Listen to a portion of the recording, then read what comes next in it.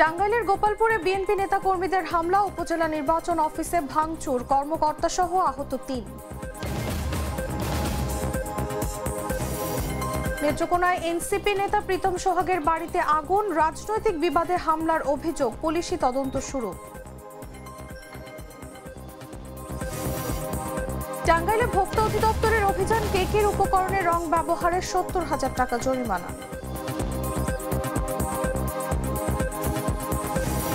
গাইবান্ধায় বাঙালি নদী ভাঙনে হুমকির মুখে বামুনহাজরা গ্রাম, ফসলি জমি ও বসতবাড়ি নদীগর্ভে বিলীন। এবং উত্তরাঞ্চলে শীতের আগমনে লেপ তোশকের বাজারে ভিড়, উপকরণ ও কারিগরের মজুরি বৃদ্ধির কারণে বাড়ছে দাম।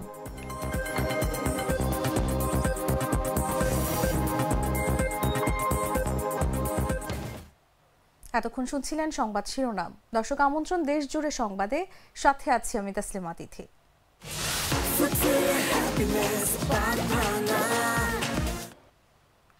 চলে যাচ্ছি পুরো খবরে। টাঙ্গাইলের গোপালপুরে উপজেলা নির্বাচন অফিসে বিএনপি নেতা কর্মীদের বিরুদ্ধে হামলা ও ভাঙচুরের অভিযোগ উঠেছে। এ ঘটনায় উপজেলা নির্বাচন কর্মকর্তা Mohammad Nazrul Islam, data entry operator Amjad Hossain ও স্ক্যানিং অপারেটর সুমন আহত হয়েছেন। ঘটনা সোমবারের সকালেই ঘটে। উপজেলা নির্বাচন অফিস সূত্রে জানা যায়, সকালে ৩০ থেকে ৪০ জন বিএনপি ও অঙ্গ সংগঠনের নেতাকর্মী হঠাৎ অফিসে প্রবেশ করে নির্বাচন কর্মকর্তার উপর হামলা চালায়। পরে আরও ২ জন স্টাফকে মারধর করা হয়। অফিস ভাঙচুর হয় এবং গুরুত্বপূর্ণ নথিপত্র ছিঁড়ে ফেলা হয়। সহকারী উপজেলা নির্বাচন কর্মকর্তা আবু রায়হান বলেন, আমরা সম্প্রতি কিছু দালাল চক্রের সুবিধা বন্ধ করেছি, এজন্য হামলা হতে পারে। সিনিয়র জেলা নির্বাচন কর্মকর্তা মোহাম্মদ তাজুল ইসলাম জানান, ঘটনাস্থলে রয়েছেন এবং ঊর্ধ্বতন কর্তৃপক্ষকে জানানো হবে। সরকারি অফিস ভাঙচুর ও কর্মকর্তার উপর আঘাতের ঘটনায় মামলা প্রক্রিয়াধীন। উপজেলা বিএনপির সাধারণ সম্পাদক কাজী লিয়াকত দাবি করেন, নির্বাচন কর্মকর্তা অনিয়ম ও দুর্নীতির সঙ্গে জড়িত। জেলা পুলিশ সুপার মিজানুর রহমান বলেন, অভিযোগ থাকলে লিখিতভাবে দিতে পারতেন। যে এসপি মহোদয় ছিল, তো আমরা বসছিলাম। এখন সিদ্ধান্ত যেটা হলো, এসপি মহোদয় মাত্র বেরোলো, নির্দেশনা দিয়ে গেছে হলো যে এটা আমরা মামলা করার জন্য আর কি। সরকারি অফিস ভাঙচুর এবং সরকারি কর্মকর্তা কর্মচারীদের গায়ে হাত ওঠানোর হলো, মারধর করার ইয়াতে ধারাই এই মামলার জন্য এখন যে আমরা অফিসার গেছে হলো থানাতে, মামলার প্রস্তুতি দিতেছে আর কি। মামলাটা করবেন কাদের বিরুদ্ধে? মামলাটা হলো যে এটা ওই যে যারা আসছিল আর কি, যারা আসছিল ওই এখানে ভিতরে ঢুকছিল 20 থেকে 25 জন লোক, বাইরে নাকি আরো 100 জন লোক আসছিল। এটা সিসিটিভিতে তাও দেখা গেছে আর কি। তো সেই হিসাবে আর কি হয়তো মামলাটা করা হবে আর কি। বিএনপির এক নেতার নাম পেলাম, এখন নামটা যে আসলে কাদের এখানে ঠিক এটা হয়তো এটা মামলাটা হয়ে গেলে হয়তো এটা আমি করতে পারবো আর কি।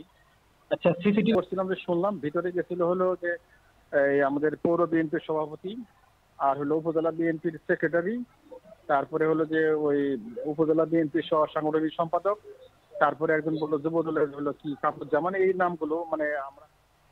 নেত্রকোনায় এনসিপির কেন্দ্রীয় সংগঠক প্রীতম সোহাগের বাড়ির ফটকে দুর্বৃত্তরা আগুন ধরিয়ে দিয়েছে। রোববার রাত 12টার দিকে সদর উপজেলার গোজেনপুর এলাকায় এই ঘটনা ঘটে। প্রীতম সোহাগ জানান, এতে তার স্ত্রীর স্যান্ডেল ও পাপোশ পড়ে যায় এবং উপরের বিদ্যুতের কার্ড মিটার ক্ষতিগ্রস্ত হয়, তবে বড় ধরনের ক্ষতি হয়নি। সকালে পাশের বাড়ির লোকজন ঘুম থেকে ডেকে বিষয়টি জানান। ধারণা করা হচ্ছে, দুর্বৃত্তরা পেট্রোল ঢেলে আগুন ধরিয়েছে। বাড়ি থেকে দূরে প্রীতমের চাচাতো ভাই এনামুল হকের মুদির দোকানের কাছাকাছি 3 জন মোটরসাইকেল থেকে বের হতে দেখা গেছে। প্রীতম সোহাগ রাজনৈতিক প্রতিপক্ষের জেরে এই অগ্নি সন্ত্রাস হয়েছে বলে দাবি করেছেন। তিনি বলেন, তিনি ভীত নন এবং যারা এই কাজ করেছেন তাদের আইনের আওতায় আনার দাবি জানাচ্ছেন। নীতিমালা অনুযায়ী তিনি থানায় পুলিশ সহ আইন শৃঙ্খলা বাহিনীকে জানিয়েছেন। সোমবার সকাল 7টায় তিনি ফেসবুকে আগুনে পুড়ে যাওয়া অংশের ভিডিও পোস্ট করেন। নেত্রকোনা মডেল থানার ভারপ্রাপ্ত কর্মকর্তা কাজী শাহনেওয়াজ জানান, তদন্ত চলছে এবং প্রয়োজনীয় ব্যবস্থা নেওয়া হবে।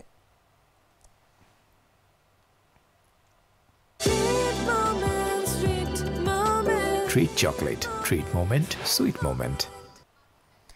টাঙ্গাইলে কেক তৈরির উপকরণে রং ও মেয়াদোত্তীর্ণ পণ্য ব্যবহার এবং আলাদা করে বাজারজাত করার অভিযোগে এক প্রতিষ্ঠানকে ৭০,০০০ টাকা জরিমানা করেছে জাতীয় ভোক্তা অধিকার সংরক্ষণ অধিদপ্তর। রোববার বিকেলে টাঙ্গাইল শহরের ভিক্টোরিয়া রোড এলাকায় এই অভিযান পরিচালনা করেন জেলা ভোক্তা অধিদপ্তরের সহকারী পরিচালক আসাদুজ্জামান রোমেল। ভোক্তা অধিদপ্তরের সহকারী পরিচালক আসাদুজ্জামান রুমেল বলেন, অভিযানের সময় দেখা যায় কেক তৈরির জন্য অনুমোদনহীন কৃত্রিম রং বিক্রি করা হচ্ছে। এছাড়াও মেয়াদোত্তীর্ণ উপকরণ ও আলাদা করে মোড়কবিহীনভাবে বাজারজাত করা হচ্ছিল। এসব অনিয়মের দায়ে ভোক্তা অধিকার আইনের বিভিন্ন ধারায় এসআই কুকিং নামের প্রতিষ্ঠানটিকে ৭০,০০০ টাকা জরিমানা করা হয়। টাঙ্গাইল জেলা কার্যালয় থেকে আমরা ভিক্টোরিয়া রোডে এখানে একটা দোকানে এসেছি, যেখানে কেক তৈরির যে উপকরণ সেগুলো বিক্রয় করা হচ্ছিল। তো আমরা এসে এখানে কিছু মেয়াদ উত্তীর্ণ উপাদান পেয়েছি, যেগুলো বিশেষ করে চকলেট বা কালার ফ্লেভার।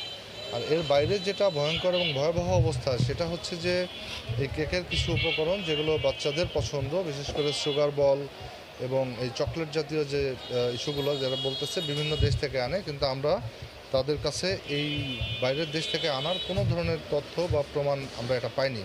দেখে গেলে লোকালি মেড, তো সেই সকল পণ্যকে বিদেশি বলে এবং ভেজাল পণ্যগুলোকে তারা যে ফুড গ্রেড বলে এটা বিক্রি করছে বিভিন্ন জায়গায়। আপনারা তো জানেন যে কেকটা এখন অনেক উদ্যোক্তা কিন্তু তৈরি করছেন, তাদের কাছ থেকে এই র ম্যাটেরিয়ালসগুলো নিয়ে যাচ্ছেন। তো আমরা এই সকল অপরাধে একটি প্রতিষ্ঠানকে ভোক্তা অধিকার আইন অনুযায়ী ৭০,০০০ টাকা জরিমানা করেছি এবং ভবিষ্যতে যাতে এই ধরনের অবৈধ এবং অননুমোদিত পণ্যগুলো তারা বিক্রি না করেন সে বিষয়ে আমরা তাদেরকে সতর্ক করছি।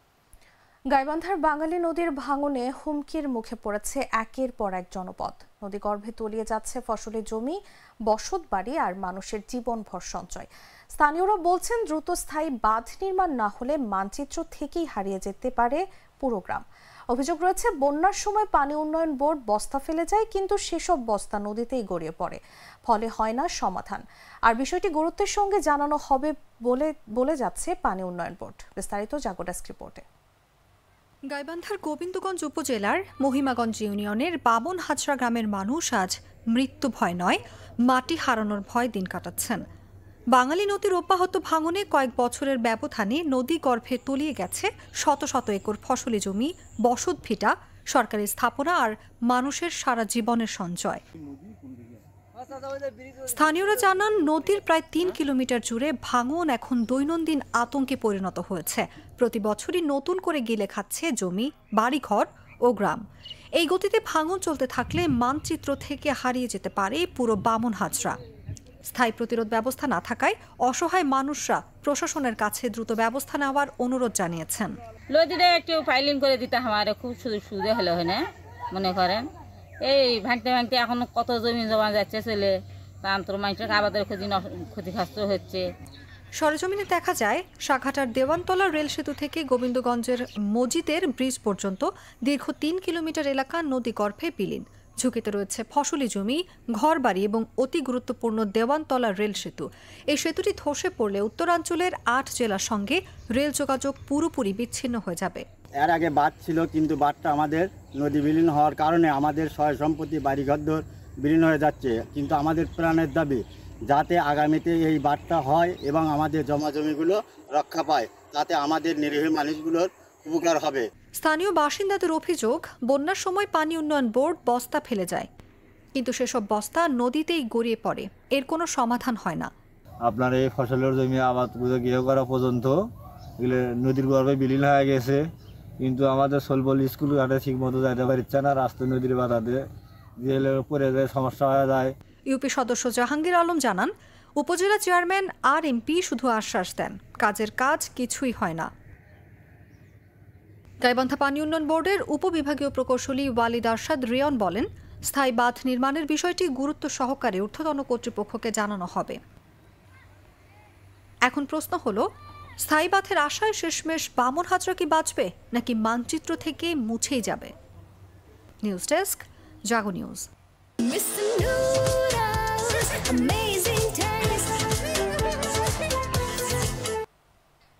দেশের উত্তরাঞ্চলে শীতের আমেজ শুরু হওয়ায় লেপ তোশকের দোকানে ভিড় বাড়ছে। আগাম প্রস্তুতি হিসেবে অনেকে লেপ তোশক বানাতে শুরু করেছেন। তবে এবার উপকরণ ও কারিগরদের মজুরি বেড়ে যাওয়ায় দামও কিছুটা বেশি পড়ছে। রংপুরের ধুনকর মিঠু মিয়া জানান, এবার লেপ তোশক তৈরির মজুরি আইটেম ভেদে 50 থেকে 100 টাকা পর্যন্ত বেড়েছে। প্রতিদিন তার কারখানায় 8 থেকে 10টি লেপ তৈরি হচ্ছে। শীত বাড়লে ব্যস্ততা আরও বাড়বে। মৌসুমী কারিগর মেহের নিগার বলেন, এখন প্রতিদিন 4 থেকে 5টি লেপের অর্ডার পাচ্ছেন। শীত বাড়লে 15 থেকে 20টিও হয়। নারীরাও ঘরে বসে লেপ তোশক বানিয়ে সংসারে সহায়তা করেন। বিক্রেতারা জানাচ্ছেন, তুলা কাপড় সহ উপকরণের দামও বেড়েছে। রেডিমেড লেপের দাম গত বছরের তুলনায় 100 থেকে 200 টাকা বেশি।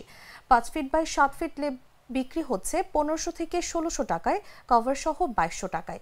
বিক্রেতাদের মতে খুচরা পর্যায়ে কাপড়, তুলা ও ঝুটের দামও বেড়েছে, ফলে ক্রেতাদের এবার একটু বেশি দাম গুনতে হচ্ছে।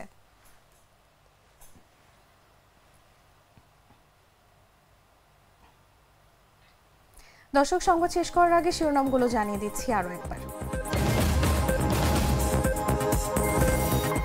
টাঙ্গাইলের গোপালপুরে বিএনপি নেতাকর্মীদের হামলা, উপজেলা নির্বাচন অফিসে ভাঙচুর, কর্মকর্তা সহ আহত 3, মামলা প্রক্রিয়া শুরু। নেত্রকোনায় এনসিপি নেতা প্রীতম সোহাগের বাড়িতে আগুন, রাজনৈতিক বিবাদে হামলার অভিযোগ, পুলিশ তদন্ত শুরু। টাঙ্গাইলে ভোক্তা অধিদপ্তরের অভিযান, কেকের উপকরণে রং ব্যবহারে 70,000 টাকা জরিমানা।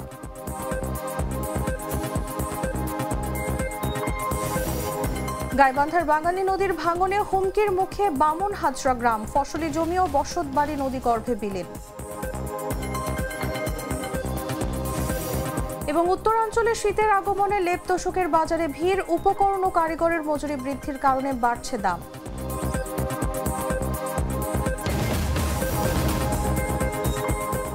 দর্শক, এই ছিল দেশ জুড়ে সংবাদে। এরপর দেখবেন সন্ধ্যা 7টা নিউজ। প্রতি মুহূর্তে সর্বশেষ খবর জানতে ভিজিট করুন jagonews24.com। ফলো করুন আমাদের ভেরিফাইড ফেসবুক পেজ এবং সাবস্ক্রাইব করুন জাগো নিউজের ইউটিউব চ্যানেল। ধন্যবাদ সবাইকে।